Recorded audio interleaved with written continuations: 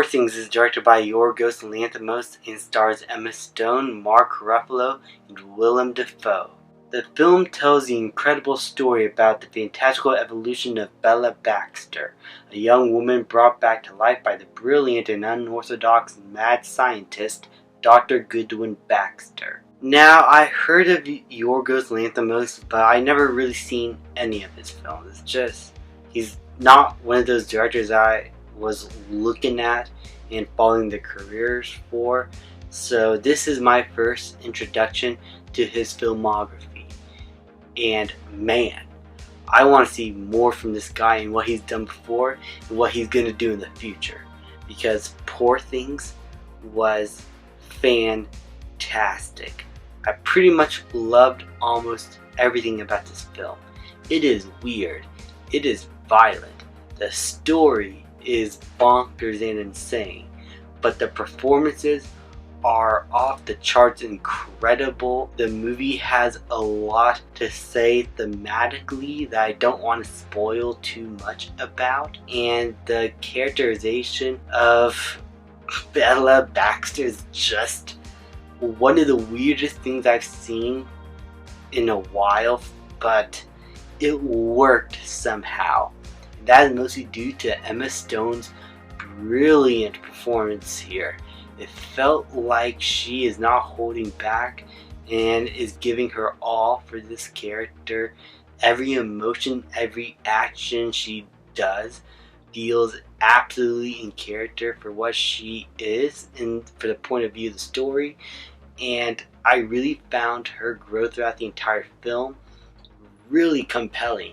The fact that she basically has a baby brain in that adult body of hers is weird, sickening, but the movie never treats it like a joke.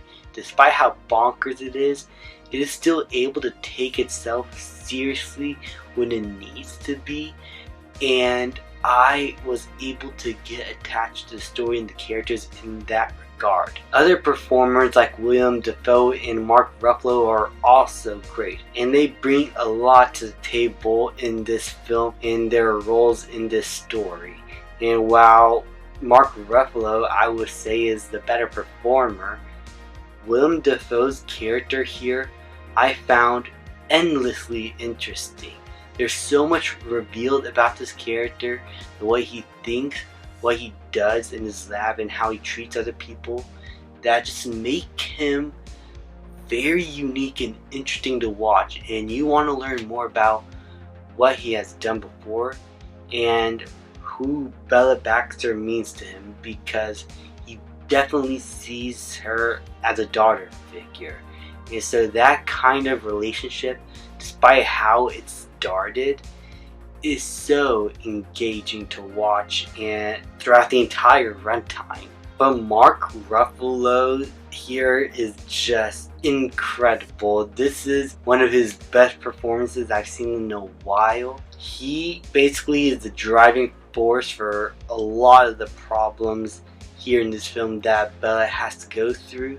And the movie starts his character off in one way as sort of the antagonist figure, but then the movie slowly starts to unravel him. We learn more about who he is, and while we still don't like him at all, we somehow are able to understand him, his viewpoints, and he becomes a much more layered character. There's always something going on under the surface with these characters, including the husband that Bella was going to marry. And the movie starts his character off in one way as sort of the antagonist figure, but then the movie slowly starts to unravel him. We learn more about who he is, and while we still don't like him at all,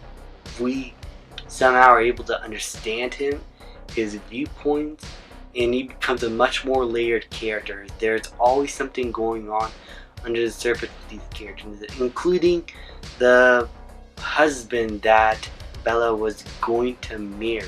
But what really stood out to me about this film is just the filmmaking aspect. The way this was produced, how the sets were constructed, it was like a steampunk-esque futuristic world. It has a lot of watercolor artwork in the backgrounds. Like, it didn't feel like it was green screen, maybe it was, but it felt like actual art pieces that were painted in the backgrounds and they were just brought to life somehow. This is just a beautiful looking film with so many vibrant colors, and each shot just felt very distinct. The music I also found incredible. This is a score that they able to tell the story in a way that doesn't hammer you over the head, that doesn't try to make you feel the emotions. It helps tell the story, it helps amplify all the serious moments. It's able to be part of the film. It felt like this movie without this score would honestly be nothing, because a lot of the emotions you feel is done simply by the score, and that is just something that I wish a lot of other movies would do. This is definitely a score that I would have loved to see get nominated. Actually, I think it already is nominated, win Best Original Score at the Academy Awards. I also love the various themes this movie has going for.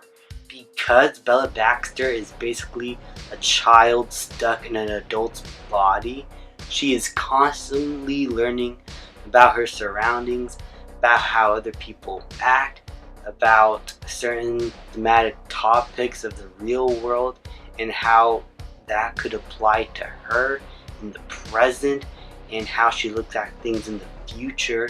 It makes her so likable, but because of that naivete, it creates a lot of challenges for her characters to overcome, but it also helps her mature as a character throughout, and I love that. Overall, it makes her character just all the more interesting to see her go through so much and have her explore so much of this world, that she is still pretty much a child, basically, just learning her way around as much as she can until she finally sees everything for what it is, finally learns the truth about who she is as a person. I do have one problem with this movie, and that is the fact that characters introduced in the third act, I just felt like it came out of nowhere. While I did think the movie did build it up slightly to this character reveal near the end, it still felt like it came out of nowhere, and I felt like it was just rushed and concluded a little bit too quickly for my taste. And I wish there could have been more time given to this character, or more time building him up throughout the course of the film. But overall, despite that, I found this to be an incredibly thematically interesting film with great visuals, great performances, great writing, a great score. This is one of the best films of 2023, and I'm going to give Poor Things an A. Thank you guys so much for watching. Please leave a like, subscribe, comment, and I'll see you guys next time.